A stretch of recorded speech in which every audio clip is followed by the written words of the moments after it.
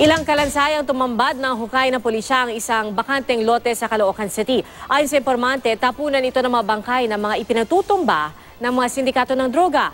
May report si Steve Dailisa. Para mapabilis, 2 backhoe ang magkatuwang sa paghukay sa bakanteng loteng ito sa likod ng moske sa Barangay 188 Tala North, Caloocan. Tambakan daw kasi ito ng mga labi ng mga ipinapapatay ng mga operator ng illegal na droga sa lugar, ayon sa informante ng pulisya. Dito rin daw inilibing ang mga police asset at mga runner ng droga na hindi na nakapag-remit. Doon sa kabilang ilog, direct siyang nag-participate nung ibinaon yung tao. Yung dito naman sa kabilang side, dating residente rito sa loob ng 12, yung ating informant.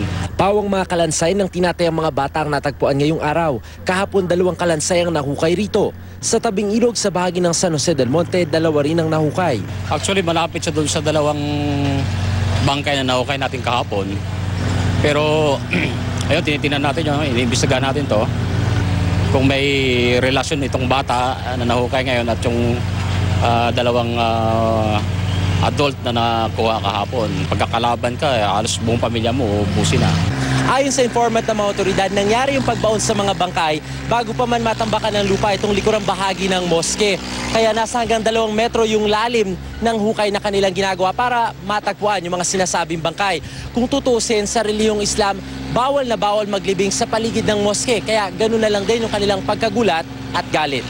Hindi natin alam kung sino may kagagawan at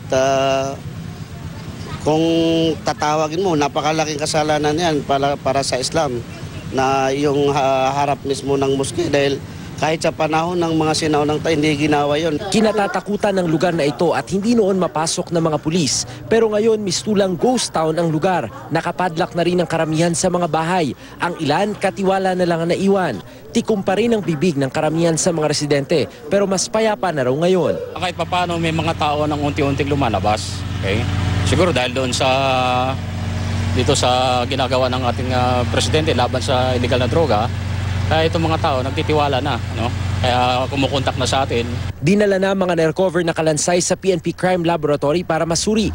Isa sa ilalim daw mga ito sa DNA test para matukoy ang pagkakakilanlan. Ang mga may kaanak na taga rito na nawala o posibleng naging biktima rin, maaari raw makipag-ugnayan sa Northern Police District para mabigyan ng disenteng libing. Steve Dailisan, GMA News.